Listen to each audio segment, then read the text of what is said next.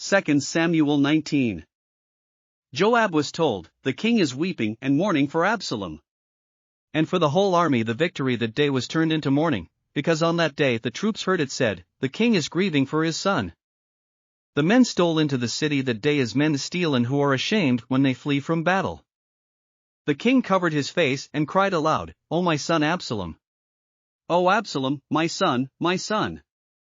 Then Joab went into the house to the king and said, "Today you have humiliated all your men, who have just saved your life and the lives of your sons and daughters and the lives of your wives and concubines.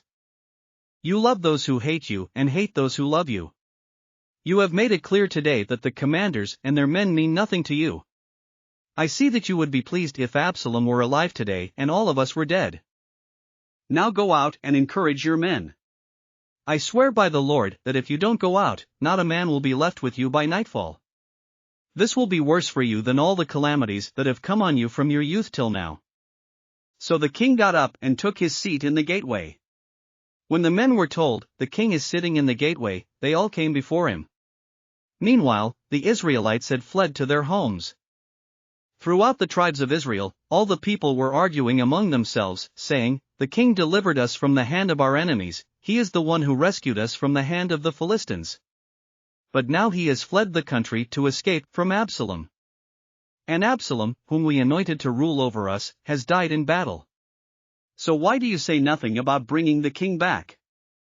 King David sent this message to Zadok and Abiathar, the priests, "Ask the elders of Judah, why should you be the last to bring the king back to his palace, since what is being said throughout Israel has reached the king at his quarters? You are my relatives, my own flesh and blood.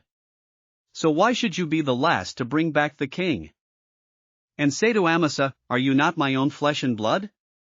May God deal with me, be it ever so severely, if you are not the commander of my army for life in place of Joab." He won over the hearts of the men of Judah so that they were all of one mind.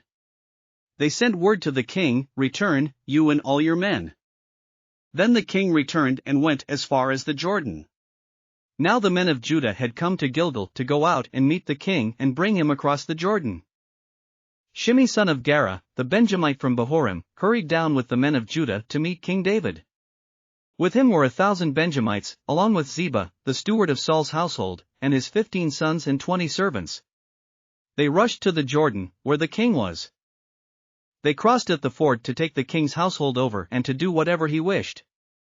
When Shimei son of Gera crossed the Jordan, he fell prostrate before the king, and said to him, "May my lord not hold me guilty. Do not remember how your servant did wrong on the day my lord the king left Jerusalem. May the king put it out of his mind. For I your servant know that I have sinned, but today I have come here as the first from the tribes of Joseph to come down and meet my lord the king." Then Abishai son of Zeruiah said, "Shouldn't Shimei be put to death for this? He cursed the Lord's anointed." David replied, "What does this have to do with you, you sons of Zeruiah? What right do you have to interfere? Should anyone be put to death in Israel today? Don't I know that today I am king over Israel?" So the king said to Shimei, "You shall not die." And the king promised him on oath. Mephibosheth, Saul's grandson, also went down to meet the king. He had not taken care of his feet or trimmed his mustache or washed his clothes from the day the king left until the day he returned safely. When he came from Jerusalem to meet the king asked him, "Why didn't you go with me, Mephibosheth?" He said, "My lord the king, since I your servant am lame," I said, "I will have my donkey saddled and will ride on it, so I can go with the king. But Ziba my servant betrayed me. And he has slandered your servant to my lord the king. My lord the king is like an angel of God, so do whatever you wish. All my grandfather's descendants deserved nothing but death from my lord the king, but you gave your servant a place among those who eat at your table. So what right do I have to make any more appeals to the king?" The king said to him, "Why say more? I order you and Ziba to divide the land." Mephibosheth said to the king, "Let him take everything, now that my lord the king has returned home safely." Barzillai the Gileadite also came down from Rogelim to cross the Jordan with the king and to send him on his way from there. Now Barzillai was very old, 80 years of age. He had provided for the king during his stay in Mahanaim, for he was a very wealthy man. The king said to Barzillai, cross over with me and stay with me in Jerusalem, and I will provide for you. But Barzillai answered the king, How many more years will I live, that I should go up to Jerusalem with the king? I am now 80 years old. Can I tell the difference between what is enjoyable and what is not? Can your servant taste what he eats and drinks? Can I still hear the voices of male and female singers?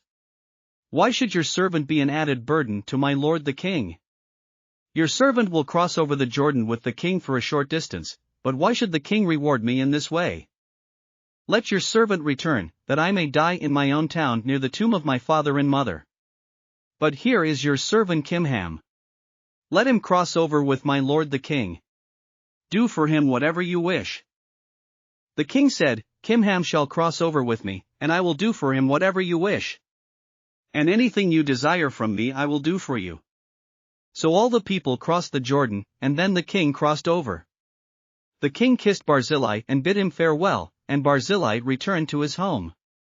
When the king crossed over to Gilgal, Kimham crossed with him. All the troops of Judah and half the troops of Israel had taken the king over.